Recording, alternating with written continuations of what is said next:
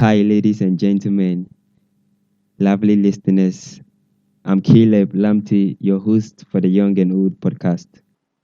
In this podcast, I interview some of Africa's top achievers across various disciplines all over the world. They share their habits, values, and principles that have brought them this far. Stay tuned and enjoy the conversation.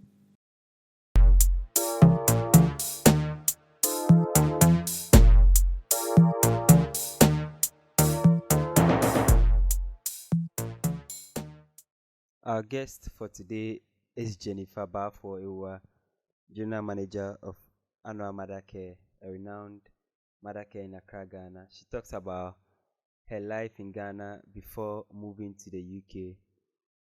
With her life in the UK as a young person, she connected with authors like Maya Angelou, Atta Aidoo, Chimamanda Ngozi Adichie, among many who were afar. She found these female authors as a drive to get engaged in women or female rights activities. She later returned to Ghana working as women rights coordinator for Action Aid. She was also a lecturer at the New York State University, where she resigned to focus on her family business, which is the Anoah Mothercare. You can find Jennifer on Facebook, Teens for Jesus GH, Serendipity Blue on Facebook as well, and Instagram JenniferBaffour-Awuah or Serendipity Blue 1. This is part 2 of our conversation with Jennifer Baffour-Awuah on making transitions and finding yourself. Enjoy this conversation. But just being curious, 6 years is a long time. I mean, Yeah. between the time you made the decision and the time you moved, why? What were the major things that came up? I mean, in those 6 years, why that long time frame to take somebody to say a simple decision as that? To it took us a long time, that 6 years, because we had financial responsibilities in England that we needed to also take care of, like our house, our cars, our living over there, and then also to build a house here in Ghana at the same time. So we needed to work within that time very hard to gather the money to buy land in East Legon to build a house, a story building house of what, 4 bedrooms with 2 studies, 2 sitting rooms, a kitchen, and a boys' quarters. It wasn't easy money. So, like, and we built it, and it took working over 6 years to build that house, as well as maintain our finances and meet our financial responsibilities also in England. So we're almost like doing two things at the same time. So you can't just get up and also you have children, you know? At that time we had 2 kids. So we had pockets of financial responsibilities. We had 3 pockets of financial responsibilities: building a house in Ghana, maintaining our children, and maintaining our financial responsibility in England, all from our salary. So we can't just say, okay, want to go to Ghana, let's go to Ghana next year. How are you gonna gather the money to build your house to go? So it comes with planning, it comes with saving, it comes with accessing money, funds to be able to do those, and it all comes with timing. I mean, these things take time, but I think a lot of young people don't realize that. You don't just get out and you start doing things. It's like you have to plan. You plan before you can achieve something. And it takes time, and it takes careful accumulation of an amalgamation of your resources to make your plan come together. You can't devise something in your mind today and then 2 weeks' time you see it in fruition. It depends on what it is. If it's a small thing, then fine, yes. You know? When it's a big project, like building a house from scratch, buying land, that you never bought before. Finding the land in the first place. Then when you find it, you do the architectural drawings, then you start building from one block to another. It all takes time. And you're also trying to maintain your living and your standard of living with very little disruptions as possible where you are. You can't just get up and do it. No, no. You devise the plan. You look at the plan in detail. You look at what is going to go into it to make it workable, and it takes time, it takes money, it takes blood and tears, you know, to make it all come together. Yeah. All right, I think we know that one down. So you came to Ghana, and what I found out is that you worked in at ActionAid as a women's rights coordinator. If you can correct me if I'm wrong. And why? How did you get into that position? Why women's rights? Yeah. Um, when I was in England, when I did my master's in gender analysis and development. Um, though my first degree was in social policy and administration, and the very last course that I did of my social policy degree, we dealt with women in development. And for some reason, I don't know, maybe because it had women, I just loved it. I loved that unit of that course, and I excelled in it. And so when I finished my first degree, I I I yearned so much to study it in depth. So I spoke to my professor about it, and I said, I want to do more of this. And then he said to me, Professor George, Vic George, his name was, and he said, why don't you do it? A master's in it, Jennifer. I thought, really? There's a master's in this? He said, yeah. There's only two universities in England that did it at the time. There's University of Sussex and no, there's three: University of Sussex, and then there was SOAS, School of Oriental and African Studies, part of University of London, and then East Anglia, not University of Norwich at East Anglia. So apply to them and see if you get in, and you do it. I said, yeah, okay, I'll do that. So I applied to SOAS, which is University of London, and I got in because I was already in London. Or I knew I was going to move to London when I finished my first degree in Kent. So I applied to University of London because of location. And then I started the master's program, but I didn't like it. I didn't like it at all. It wasn't what I thought it would be. Like, it didn't have any aspect of gender or women's studies in it. It was pure development economics. So I did the course for a semester, and I went to see my professor there, and I told him that, you know what, I think I signed up for the wrong course. I can't do this. I'm not interested in development economics. I want to do women in development. Is there any part of the course later on that we're going to be looking at women's issues specifically in development? And he said, no, not really. And I said, well, forget it then. I'm out. So I left. I left the course, and then I took the rest of the year off because academic year had already begun.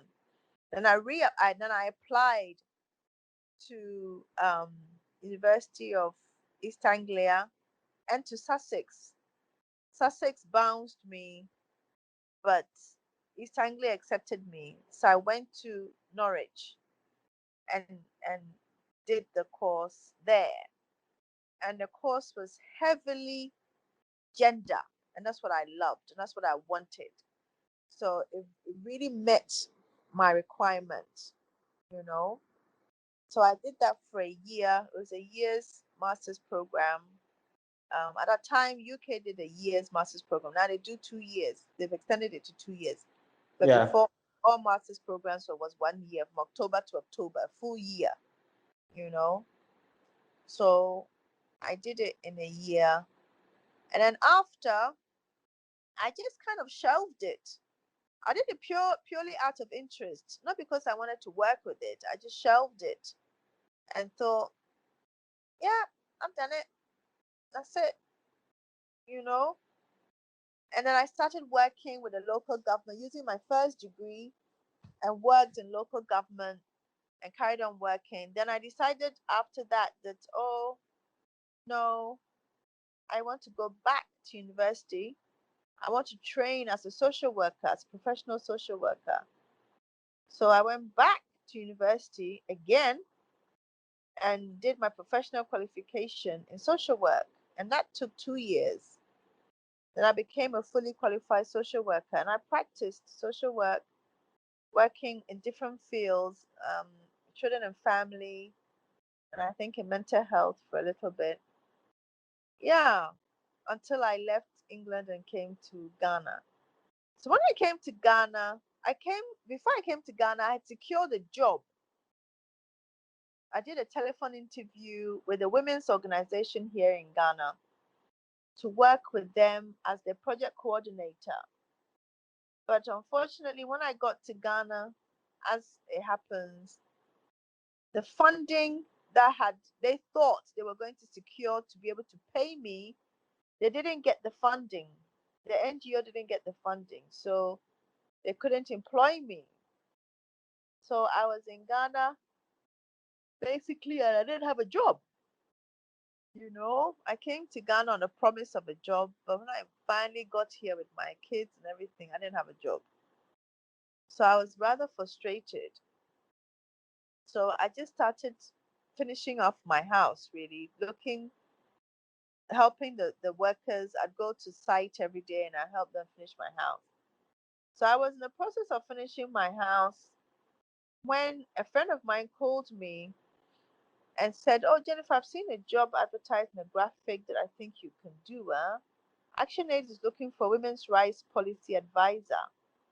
I thought, okay. So I got the newspaper. My mom reads newspapers, graphic, every single day.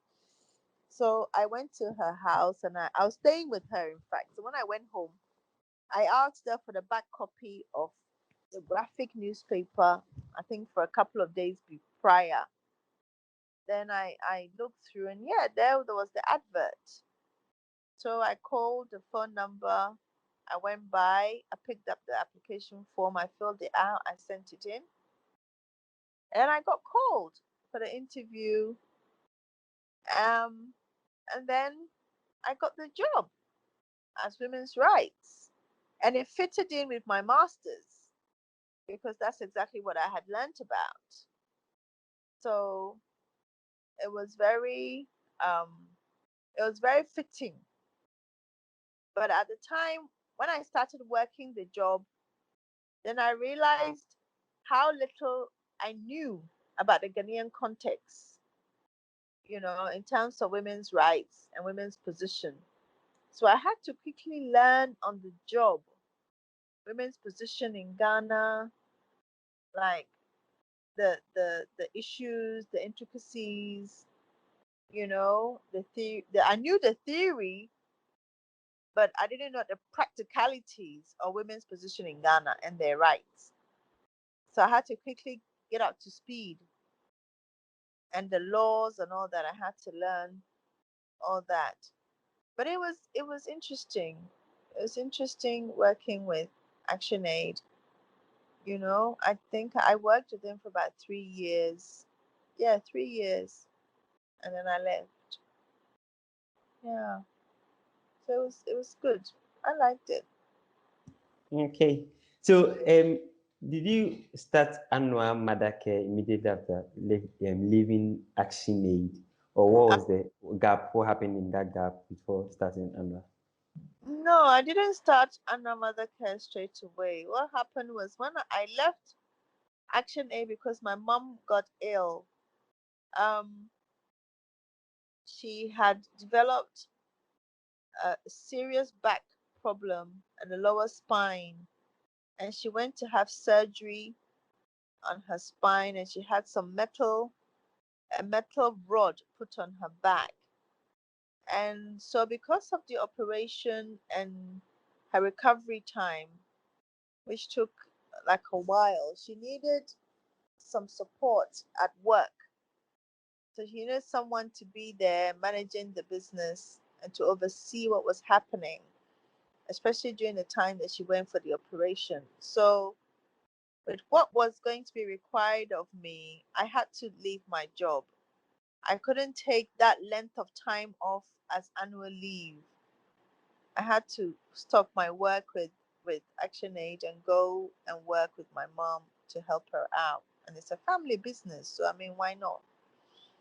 So I terminated my employment with ActionAid and I went to Makwala basically and worked at my mom's shop managing, like, there was, I think at the time, like 6 other branches inside the market, overseeing the processes and procedures that goes with running a business. So I was there managing it. And then I noticed that people would come in. It was a wholesaling business. So people will sell to people on wholesale basis. But occasionally people will come in and say, oh, they'd want this particular item, but they only want 1 or 2 pieces. So I said to my mom, you know what, we should have a retail side of this business. And she was like, oh, no, no, no, there's no money in it. Blah, blah, blah. And I said, no, we should, really, because now there's an increasing need for retailing. People coming here all the time. Oh, can I have this shoe? I just want 1 pair for my daughter. Can I have this dress? I only have one for my daughter. So we should have a wholesale and we should have a retail. So eventually she agreed and then said, okay, you set it up. I said, okay, cool. So I set up Anoah, the retail site, and started working it. So my mom has the building called Anoah, and then she gave me the downstairs to set up as the retail. So I started it and I set it up. I you know furbished the inside appropriately and set it up and started running it. And I've been running it now for almost 10 years now. No, I think about 7, 8 years now. Yeah, as the retail, and my mom does the wholesaling still. Yeah, so that's how I was birthed. All right. So how was the sync like? I mean, coming out from an NGO into wholesale retail, I mean FMCG, like such businesses, how was it like? Because I think someone may say you're not that qualified to handle it, but what made you overcome some of those challenges?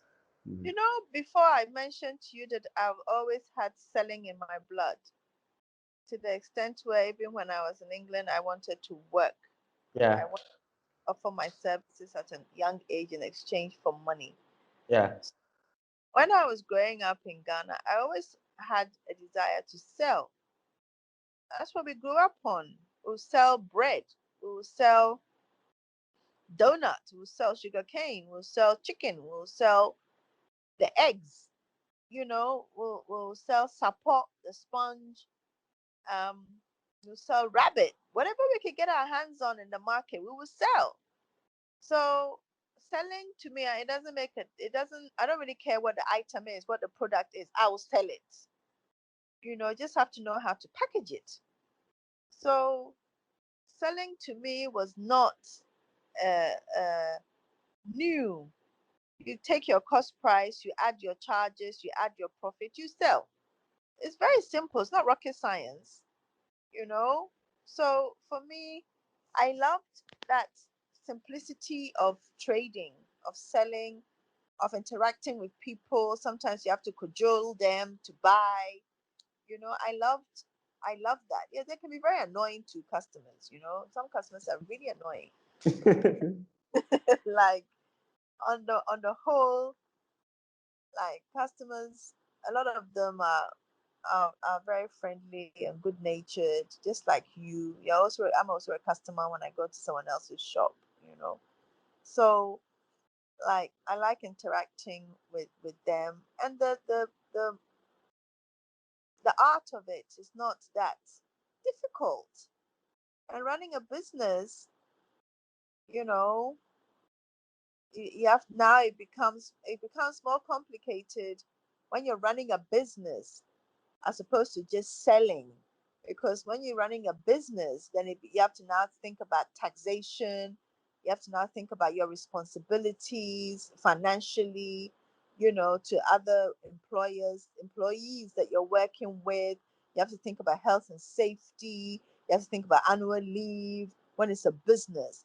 But when you just look at like the trading aspect, the selling of it, that aspect is very simple. It's very simple. So from NGO work to selling at that time for me was very simple because my mom was still maintaining control of the business aspect. So all I had to really do was engage myself in the selling. And so it was okay. It wasn't until I think I started Anoah that I then became responsible for the business aspect and the selling, you know. Then it became more engaging for me, you know. But all in all, still, I I liked it. I loved it, and I love it, And the transition from um, Action Aid or NGO work to Makwala, though it was like one day I'm at work at Action Aid and I have my goodbye party, then I start working the next day at Makwala. I still was doing stuff. Um, I maintained a position with New York University as a lecturer for about 2 years. After I moved into Makola, I worked every Tuesday. I would go to um, University of New York. They had a campus in Ghana, and I think they still do. And I would lecture Tuesdays on development, you know, um, and I'd get paid for it. So I kept my interest in development on a part-time basis for a while, even after I left. So it was good. But after a while, after about 2 years, when I got deep into the Makwala business and I started setting up Anwa, it was too much for me too taxing on my time to maintain the lecturing at NYU. So I had to I had to quit, you know. Even sometimes I had another friend as a guest lecturer to do some of the lecturing for me, but it was still too taxing. I couldn't do it anymore. So I had to quit, you know. Yeah, so it was good. It was All good. right. Okay. Yeah. So I mean, this maybe we should have talked about earlier, but I think it's necessary to come up with to bring it up now. But what was your dream job when you were young? What was your dream job? To work for the UN. Wow, to work with the UN. Yes. Was there But any particular role in mind? no, not really. Not any particular role, but just to work for the UN, traveling around on a UN ticket, you know, and dealing with world affairs on a global basis, um, and basically making a change in the world, And I also, at all costs, I wanted to have my name attached to a document, you know, like I have I don't know, like I have to have my name attached to a document that I produced this, I did this, like an author. Yeah, I get you. So it was like two things that I wanted to do when I was younger, you know. Yeah. All right. And um, do what actually do you think it was the course of life, or you lost interest in doing it? No, I did them. I did it. I mean, like I have my name penned to two articles, two Okay. articles that I wrote.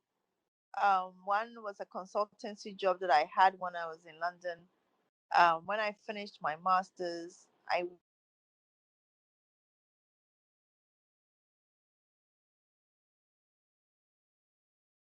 worked.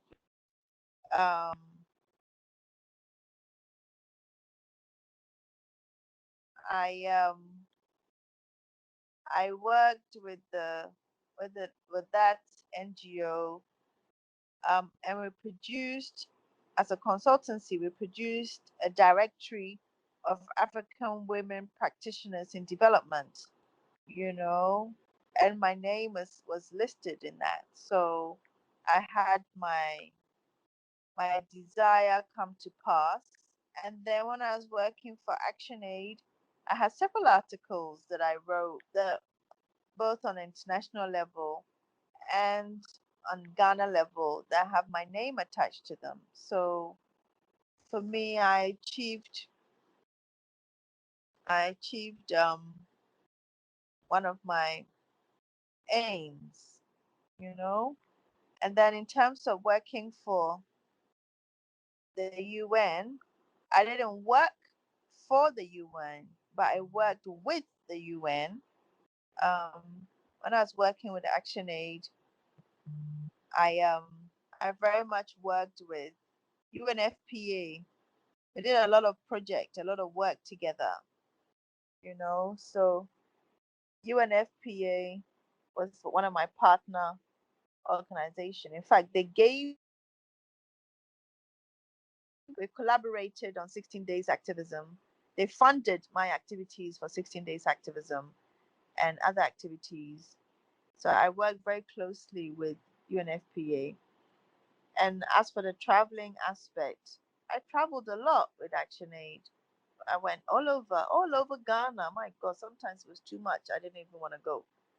But I traveled incessantly. I traveled a lot with ActionAid, and also internationally. I traveled. I went to different parts of Africa, Kenya, South Africa. Um, where did I go? Did I go to Liberia? No, I didn't go to Liberia. I went to yeah, I went to Kenya. I went to South Africa. Where else did I go? I can't remember. I can't remember. But I was hopping to Kenya like I was hopping to Accra High Street. You know, so I got to do my traveling. The part of the world that I didn't know, which was Africa and specifically Ghana, I got to see Ghana and Africa a lot. Because living in the UK, I knew Europe. I traveled to Europe all the time. But even actually, it took me to Europe again. It took me to Sweden. We had a trip to Sweden, so I got to see the Scandinavian country. That was interesting. You know, yeah. So I think I've been very blessed actually. I've realized my dream, what I thought I wanted to do when I was growing up. Yeah, I've been blessed. Wow. Yeah. All right. Yeah. Okay. So I don't know how Things for Jesus came up. I mean, yes, for those who are listening might not be Christians, don't worry.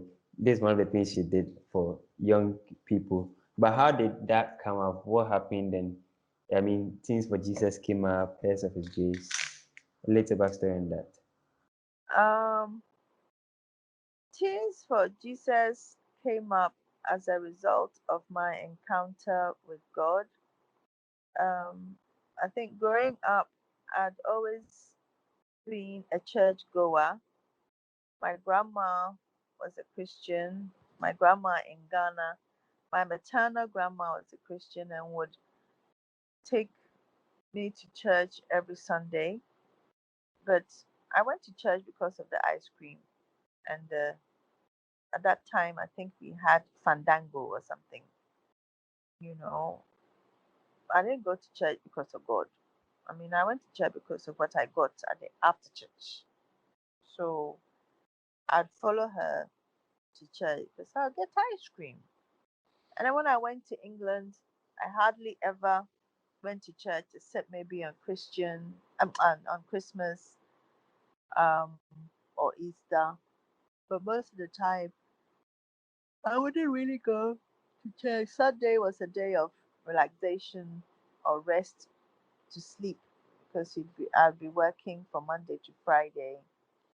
And Saturday, I'll do shopping and cook all day to put in the freezer for the week. So Sunday really was for me to rest.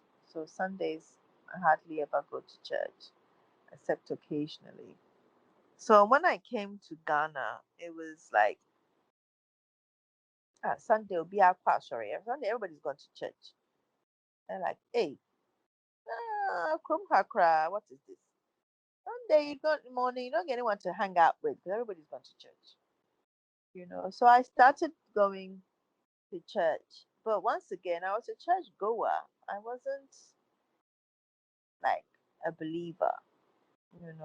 I went to church because everybody was going to church.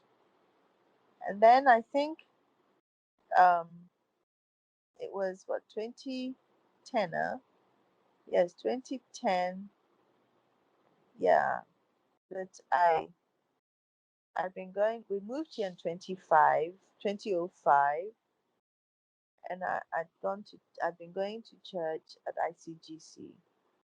And I kind of come to know God, but I didn't really have a relationship, I would say. But in 2010, I had an encounter with God, and that changed my life, you know.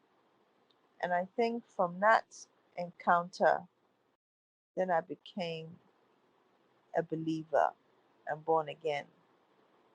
And I remember I went to a a service that Mensa Otabil was preaching at, and he was preaching about righteousness. It was the year when ICGC, I think, had the theme righteousness. So he was preaching about righteousness, and he did an altar call at the end of it.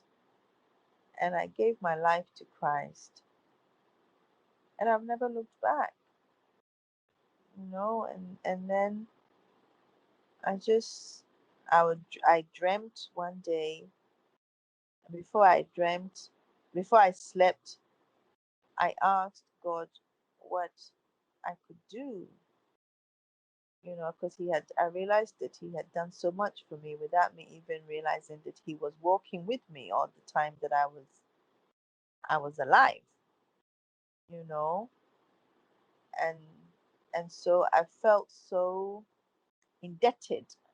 Not that I can ever pay my debt, never, but like I wanted to do something, and so I prayed and asked God what I could do, to bring others to the saving knowledge of their salvation. And I remember hearing in my spirit, Teens for Jesus. And I thought, hey, what is this? So at the time, I had a friend of mine who was a pastor, a young pastor. So I told him what I had heard the Spirit say to me. And he was like, well, there you go then. That's your answer. And I said, hey, but it can't be because I cannot stand teenagers. They're so obnoxious. Hey, God must be having a joke.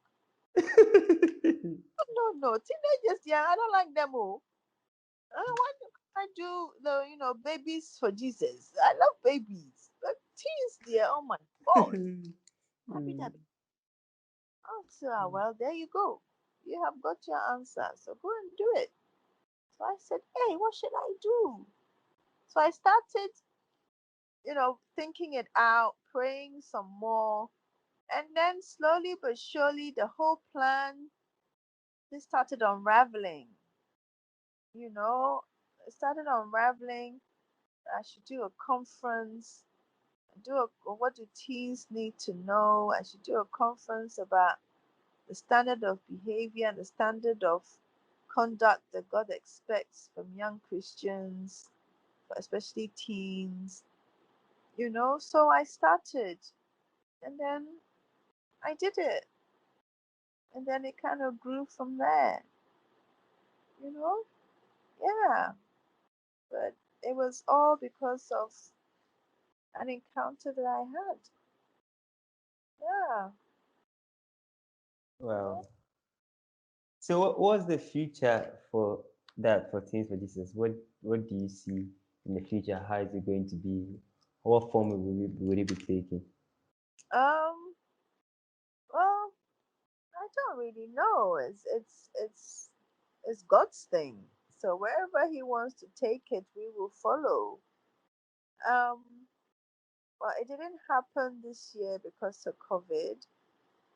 So what we're planning to do in the next few weeks is to make go to Takrade and have a donation to some of the youth from different churches. We will gather them and make a donation of clothing and food items to them and their families to help them out, especially during this Christmas season, you know. And then next year, God willing, the COVID would allow for a gathering, you know, of that kind of proportion where we can ensure safety and that all protocols be followed, or maybe we'll be so blessed that we wouldn't even need to follow any protocols because this condition or disease would leave us, then we can have um Teens for Jesus the way that we know it. I don't know how to do it virtually. I'm not a technical person. So to do something like this, to even consider doing something like that virtually, is like, oh my gosh, I wouldn't even know where to start, let alone talking to the organizations that I work with as to how to go about it. So for me, I think the best way to do it physical. So until then, all we can do is just do it like in small, small cells. Like gather the teens, which CEF, the Child Evangelism Fellowship does. It gathers them in small, small cells, and then um, it works with the teenagers, the young people. Uh-huh. But the conference, as we know it, as we used to do it, that we haven't done. We didn't do it this year, but we plan to do it 2011, 2021. You know? Yeah. So, Okay, so for our listeners, in case you hear her yawning and all that, it's late. I think it's currently like 10:30 p.m. And hey, yes, 10:30 p.m. wow. And we'll be ending shortly. Just have some few questions to close with. Okay. So let me move fast. You have four daughters. I Yeah. think we all know, like having. I mean, I'm a brother to a sister, and I've not been a parent yet, but I know sometimes having to live with your sisters and all those things is quite difficult. I mean, even as a brother. So for a parent like you, how has it been? What lessons have you learned raising your daughters? Hey. Hmm.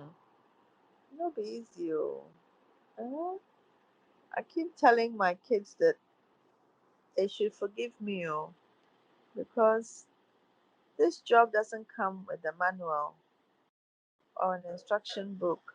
I do, right? So sometimes I get things wrong.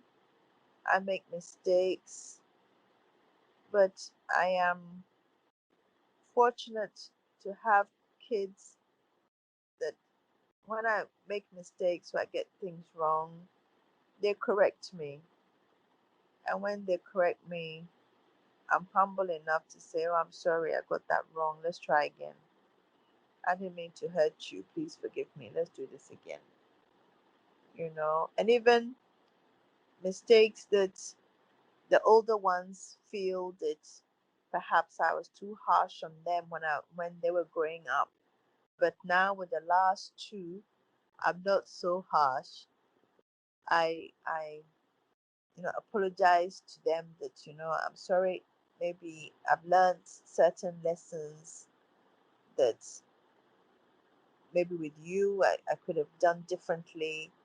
And now with these back last two, I'm doing it differently because number one, maturity on my part, and number two, I learned, I've gained more insight, more knowledge. So of course the first two, I have to like ask for their indulgence and their forgiveness if they have experienced it, my parenting to be harsh or to be you know sometimes they say I don't let them get away with anything, but I let these two get away with everything, and that's not fair. So they I need to balance things out. So parenting is not that easy.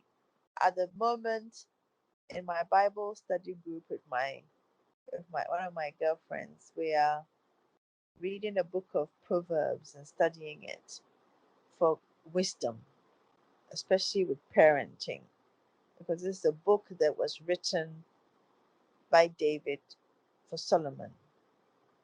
So Solomon for David, no, David for Solomon. So it was, oh, Solomon for his kids. So, So Solomon for his kids, yeah. kids, yeah. So it's very a lot. There's a lot of lessons there for parents, you know. So my friend and I read it every Tuesday, or at least once a week, sometimes on a Wednesday, to gain insight, to help us be better parents to our children, to grow them um, in the godly way and to nurture them. Because as a parent, you can never know it all. No matter how big your head is, you can never know it all. There's a time when you need to be taught. And sometimes your kids will do the teaching. Sometimes, the teaching will come directly from God, or come through a book, or will come through a friend, or different sources. But you'll be taught along the way, always taught. And you can never know enough. You can never know enough. And I don't think there's ever a perfect parent. There isn't. There's no perfect parent. And if any child has turned out wonderful or good by human standard, it's not because of the parenting that the parent did. It's purely by the grace of God. It's by the grace of God that your child has turned out for you the way you wanted your child to be. It's not anything that you did or did not do well. It's God. Because you smiled more, you didn't smile less, or you did this, or you didn't do that. No, it's because of God's mercy. So parenting, yeah, I take off my hat to people that seem to be managing. I always admire them, and I always want to what learn from what they've learned, but knowing that it doesn't necessarily come from them, but they have some wisdom or insight that they could share with me. That God has put them, or God has put them on a journey, or given them an experience that they've learned from, that's helped them nurture their children, and that experience can also be beneficial for me. So I go close to them to learn, from them. Yeah, Parenting kids is not easy, and my four haven't been easy, and I'm still parenting. We haven't Yeah. finished. Yeah, it's a continuum. It's a journey. Until I die, I'm still parenting them, you know? And even when I die, I still parent because God is going to hold me accountable for them, Yeah. Yeah. So I'm still parenting. Even when I Yeah. die, I'm dead and I'm facing judgment. Yeah. Hey, it's not I think easy. it's not easy, but you've given No. me, a bit of understanding Yeah, for parents, because I'm also a firstborn, and sometimes you can witness like those after you are really getting it cool, easy, and you sometimes wonder, you're just like, if it was me, I would have suffered for yeah, doing that. But they get the passes on that, and you wonder why is it so under. But I think your explanation have really given an understanding to that. yeah, And sometimes you just have to thank God, even your parents are doing their best to yes, make you become whatever yes, you are becoming. And we yes. appreciate them more. Thank you so much for that Yeah. And I insight. think the children also need to remember that their parents are human. They make mistakes, you know, that we are not mini gods. That Mm-hmm. we no matter who your parent is, and no matter how much you look up to them, you have to acknowledge that they are also flawed and they have shortcomings just like any other person, and us parents also need not feel so big in our shoes as to not to say we're sorry and not to humble ourselves before our children. It doesn't Yeah. mean that we are less of a parent or we lose respect from them. No, I don't think so at all. When I make mistakes with my kids, the first thing that comes out of my mouth is, I'm sorry, I didn't mean that.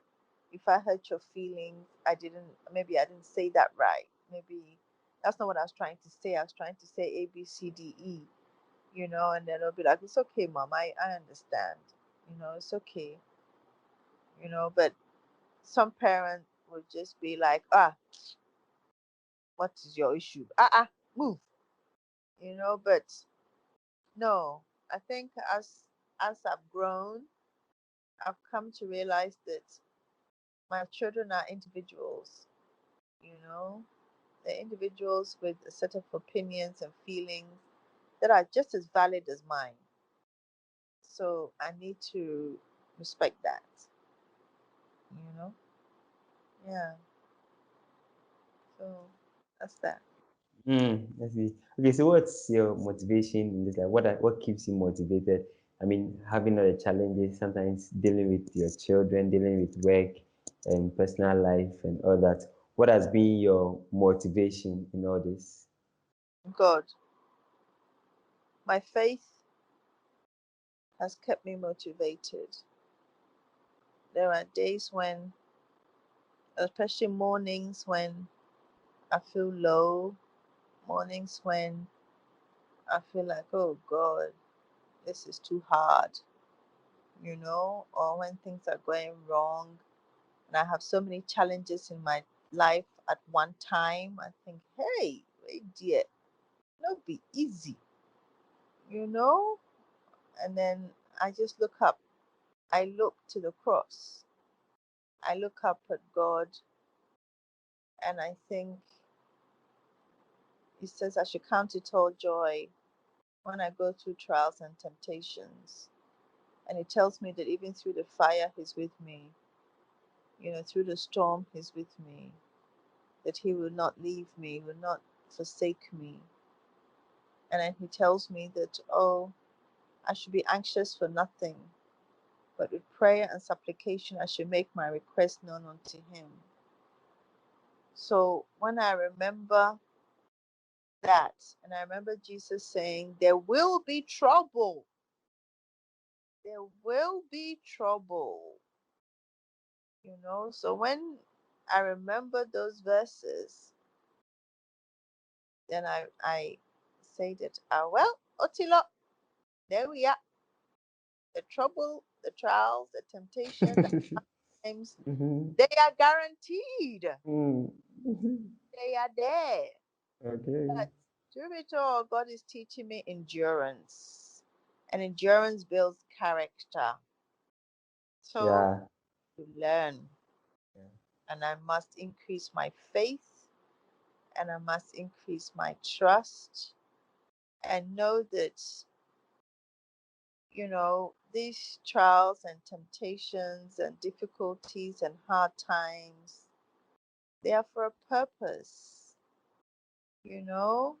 They're for a purpose. Yeah, sometimes it may be a spiritual attack, but I think that we also give the devil too much place in our lives, but I think a lot of the times is to grow us, to make us move from one level of our spiritual life to another, to as opposed to gain promotion, and it's also to teach us lessons of increased faith and increased trust.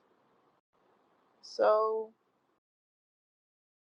I go with it. It motivates me. And I also know that at the end of a hard trial or at the end of hard times, there's going to be double for my trouble. You know, that there'll be a huge blessing at the end of it, just like Job's. So that motivates me to go on and not to give up. I may be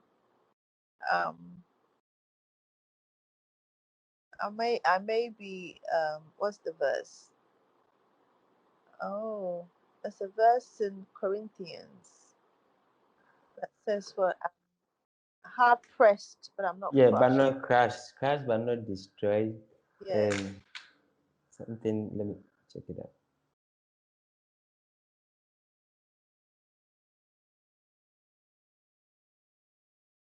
I'm hard pressed on all sides, but I'm not crushed.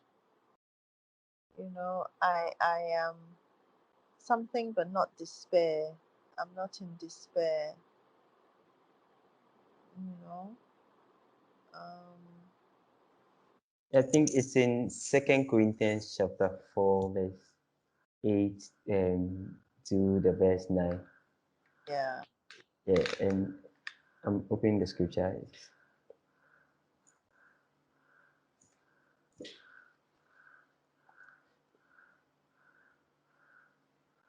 It reads, "We are hard pressed on Yes. every side, but not Yeah. crushed, Yeah. perplexed, but not in despair, Yeah. persecuted, but not abandoned, struck down, but not destroyed." So, so when I think of all that, and I think that he says that I walk through the valley and the shadow of death, but I will fear no evil because the Lord is with me. You know, when I think of those verses, verses jump up at me whenever I feel hard time, Okay. you know, and then I I remember that I will walk through the valley of shadow of death and I fear no evil because the Lord is with me. And then he says he'll make me to lie down in the green pastures and he'll restore my soul. So I look forward to the walking in the green pastures and having my soul restored, you know. And then I feel motivated. I feel that it will be well, and it is well with my soul. And that there's no trial or temptation that has befallen me that hasn't that is not known to man.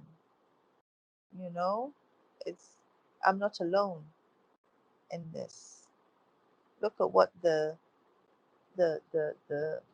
apostles went through. You know, look at what other Christians go through every day. Being in Christ doesn't mean that you have a trouble-free life. It doesn't mean that at all, you know. So count it all joy and move on. Yeah. Motivate yourself, Mhm. motivate yourself, encourage yourself, as David would say. Encourage yourself and move on. It is well. Mm, yes. Yeah. So, what about values? What are you trying to set up in your homes with your family, yourself? What values are you upholding? Honesty. You must be honest at all costs, even if it means that you get in trouble. Be honest. Be honest in every area, with money, with things, with people, with feelings. Be honest. Don't lie. You know, be fair. Don't cheat. Take what is yours and no one else's. And with that, you must have integrity. You must have integrity. That for me is key. You must have integrity. I don't like dishonest and people that don't have integrity. That really bothers me. I don't like that. Some people will come to the shop. They work for NGOs that have been given money to do shopping for these poor children, and they'll come to my shop and they'll say, "Oh, that invoice you're writing, can you just inflate the price of the dresses a little higher? Wow. When we go back, we can get more money for the dresses, to come and buy the dresses, or we can claim more money." And I'm like, "Madam, you have come to the wrong shop. I will never do this for you. I will not." And I'm like, "Well, just inflate it by 10 cedi or something." I said, "No, I will not do that. I'm sorry. If that Wow. means that you will not buy from my shop, then so be it. In fact, get out." Yeah. No, that's wrong what you're doing. And so often people, you're working for a charity or an NGO and you're doing this. That's Really? yeah. That is despicable, you know? And then, like, you find people, when I was working in Action Aid, you find consultants that when I give them work, they would then come back and say, "So, how much percentage do you want?" And I'm like, "Excuse me?" They said, "Oh, Percentage for what? for giving them the contract." Okay. And I'm like, "I don't want anything from you." And I'm like, "Oh, we thought you gave it to us because, you want a percent." I said, "No, because I thought that your terms of reference and the reports that you wrote was very good. And I think that I believe in what you say you're going to deliver. That's why." And I'm like, "Really? You don't want any kickback?" I said, "Kickback for what?" And they're very surprised. It's like, "Hey, you there, you're a British woman, Pao." I said, "No, it's not about me being a British woman, but Yeah. I don't like I don't like that. You must have integrity, you know? So it bothers me when others don't and others are dishonest. I don't like that. That bothers me. So I teach in my kids that they must have they must be honest, they must have integrity, and they must respect people, no matter who they are. You don't respect rich and leave the poor. If anything, you respect the poor more because they need you more. They need to feel valued more. The rich person, the Bible says, rich person has many friends, but the poor Yeah. person, none. Yeah. The poor person needs to feel valued. So if anything, gravitate towards the poor person and make them feel that they are just as important and just as valid as anybody else. Don't judge, you know? Everybody must be your friend. So you must respect people, you must be honest, you must have integrity, you know? And you must love God. Like I push it on them. You have to do your devotion. Whether you like it or not, it's Sunday going to church is obligation. You must come to church, whether we are having it at home online or we're going to church physically, you have to come. I mean, the levels of spirituality may not be like mine, but I believe that just as when I was young, I was going to church for ice cream. I'm sure they are also coming to church because You mommy said they said should come. so. Yes, you Yeah, come. But I'm praying that God, in His own divine timing, will touch them, but also give them an experience, an encounter. I always pray for definitely. that He will open their eyes and give them an encounter that's undeniable of His power, and that He will have them know Him for Yeah, them yeah, and know that He is their God, not their mother's God or their dad's God, but their own God, and they would completely submit and give their lives to Him. But until then, I must lead them that way.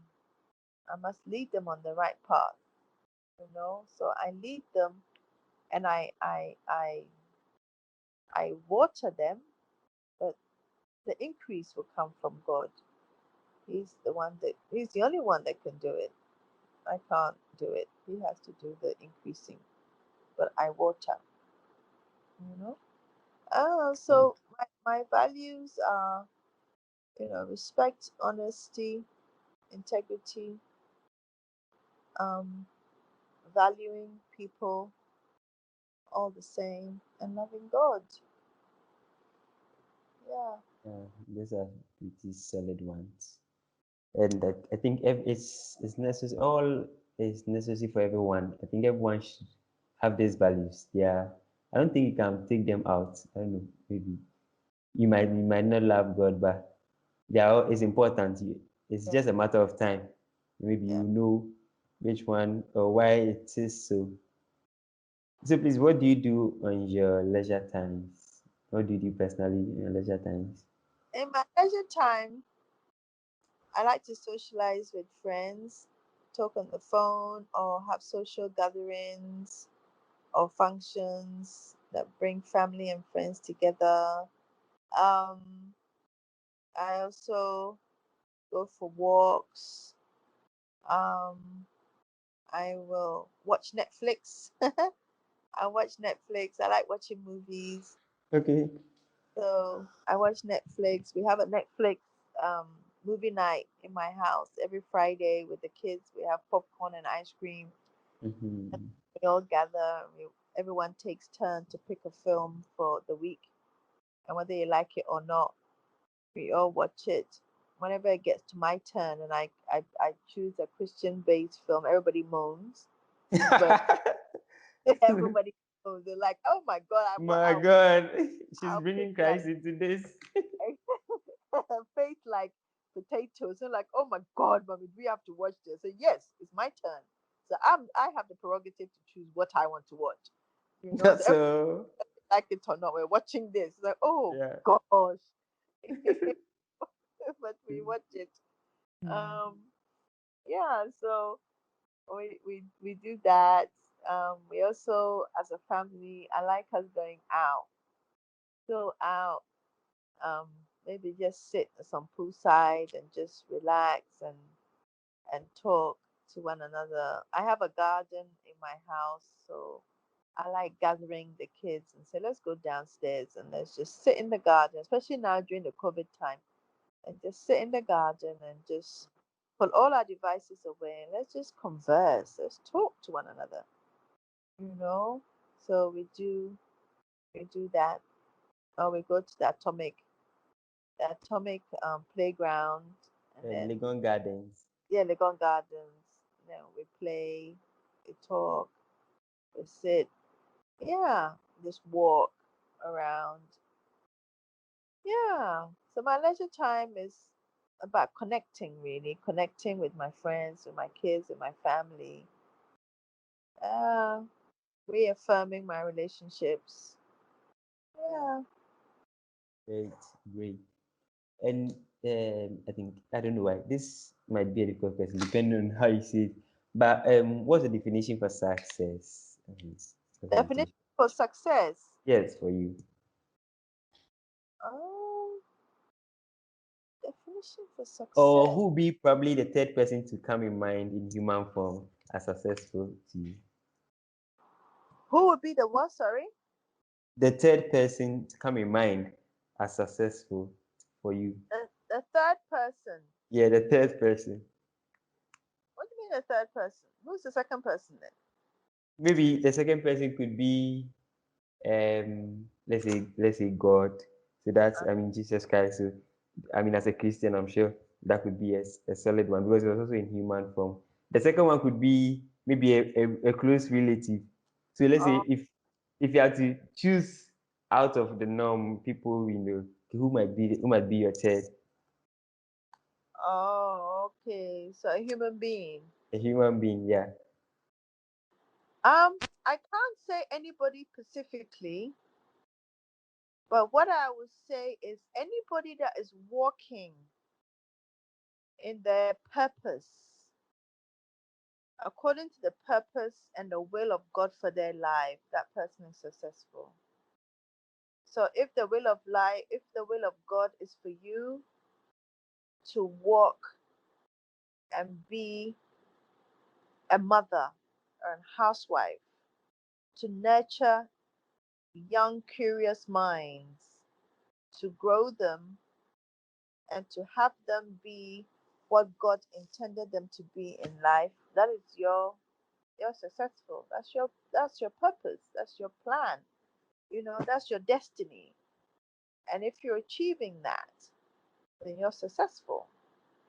If God intended you to use you as a doctor to heal the sick, and whilst doing it, you are giving glory and honor to Him because you heal, you medicate, but He heals, then you're walking in your purpose and you're walking in your destiny, and therefore you are successful. And all aspects of your life will fall in line with that. And every day you glorify God in your life, you are successful. So, for me, anybody that is walking the path that God made for them, and they're fulfilling their purpose and their calling to the glory of His name, that person is successful. All right. Okay, so finally, if you had a billboard, probably maybe on the Springtest Road, and it's a major road, so let's say billboard on the Springtest Road in Accra, Ghana, and you Mhm. are given the chance to put a non-commercial statement on it, what would that be? A non-commercial statement. Oh, Yeah, non-commercial. hey, only one statement. Yes, only one statement. But let's see. We hope it will not be that long. I mean, that much for people not to read. It's a billboard. It should be something simple. So let's see which one would you choose for people Eh, to I have some non-commercial. statements though that I like to make. Oh my gosh. Maybe you have to summarize it in some few words. Hey, wow. Mhm. It's a I would billboard. So you want to the see. billboard. Mm-hmm. Notice. I would say okay. I would say Ayadum. Okay, I would English. say Ayadum by His grace. That is great. So All right. that would sum me up, and that would sum everything, everything. And that's a phrase that never leaves my mouth. I always, always, it's like One of my aunties the other day, I didn't even realize how often I say it, but one of my aunties, one time she was talking to me and she asked me, Jennifer, Irabna, how are you? And I said, oh, Nyamina Dum, I'm well. I said, you dear. On to say that. Everything, Nyamina Dum. Mhm. Auntie Grace, that's how I think. I even have on my house description, Nyamina Dum. My house is called Nyamina. Wow. My internet password is Nyamina Dum. So I don't, so I think on the billboard, I would write a Yadum. Yes. Okay, I think you have to change your password. Maybe your neighbors might hear this Hey, conversation. you You see, have oh. to change your password. I think I have to change my password. Yeah. So what are Uh, your parting words for people, especially the youth? What would you want to tell them as we come to an end? Parting words oh, I think for people, the including youth. youth, I would tell them that, they should enjoy their youth. They should enjoy it. They should flourish in it. They should excel in it. The things that happen to them does not define them. They will rise above it. It is all part of life's rich tapestry that is going to be put together to grow them to be the men and women that they need to be in the future. So, whatever happens to them, they shouldn't think that God has left them or abandoned them. God is right there with them, He's walking right beside them.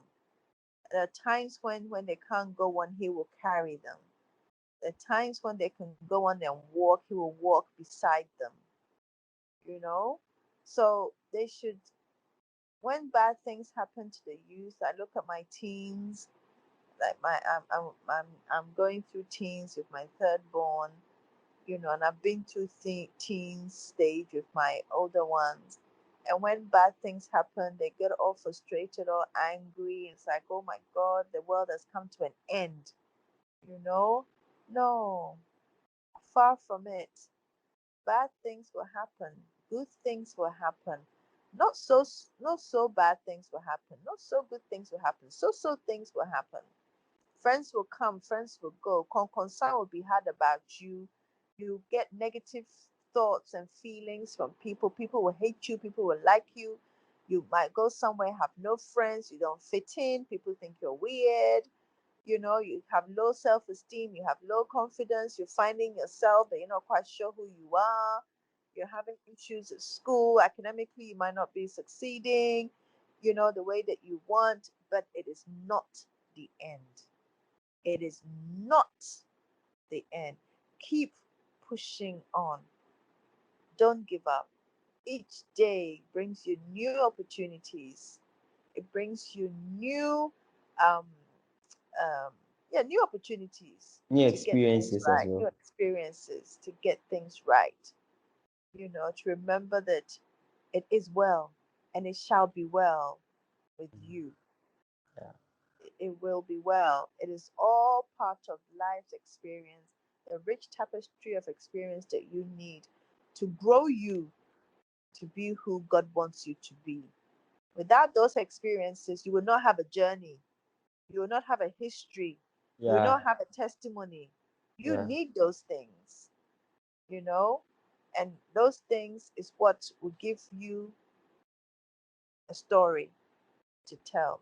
So don't despise it, love it, welcome it, grow with it, you know, and just be careful of the things that the choices you make. Just be careful of the choices you make. Try to make right choices, right decisions, and listen to the experiences of older people, because as I started before, Learn from the mistakes of others because you will not live long enough to make those mistakes and learn from them. So learn from the mistakes of others and the experiences of others and the testimony of others. Learn from them. It will help you. So that's my advice. Wow, good Sam to share with the youth. And where can people reach you, follow you? Probably maybe if they want to be updated with the works you are doing, be it on social media or Hey, email or anything. Which one are uh, you active on? How can they follow hey. you on? Yeah, I'm active on social media only on my as a business as my business, but Hmm. not as a personal as personal. As a more, I'm active on social media through Teens for Jesus. So that's Teens TEENS, then the figure 4 for Jesus GH. So Teens for Jesus through either on Facebook, you can reach me that way. You can reach me also through anoahmothercare.com, both on Instagram and on Facebook. My personal Facebook, I'm only on Facebook for myself. You can reach me at Serendipity Blue or Jennifer Baffour-Awuah on Facebook. An email can reach me on Jennifer, which is two N's and one F, Baffour, Baffour, at yahoo.co.uk, or my phone number 0243 063185 with the Ghana prefix code. So plus 233 243 063185. Those are my contacts. All right, so I think you've got it, everything. I mean, she even gave out a personal number. That's so nice. She Oh, wants to really invest in you. That's nice. but So I also thank use you. it for business, so my number is very circulated out there already. Okay, so as heard, business is also involved. All right, so thank you so Yeah, much, thank you. Mrs. Have a Jennifer. It's been fun. I never thought it would go that long as this. I'm thinking whether to break it into different sessions, but I'll see how it can be done. But I really enjoyed the conversation, thank and we you. thank you so much for making Thank yourself available. Yeah. Right? Thank you so much for the opportunity. I've enjoyed it as well. You've made me, it says that the Bible says, no, it's not a Bible, it's a common saying that we should count our blessings and name them one by one. And this exercise has really helped me to reflect. It's made me go back and reflect on certain things that happened to my life journey. It made me realize how God's hand was upon me all the time, and I never even realized, and how grateful I should be, for how far God has brought me and realize the journey of how far God has also brought me. So thank you very much for that reflection that you've allowed me to have. Huh? Thank You're you. welcome. You're Yeah. welcome. You're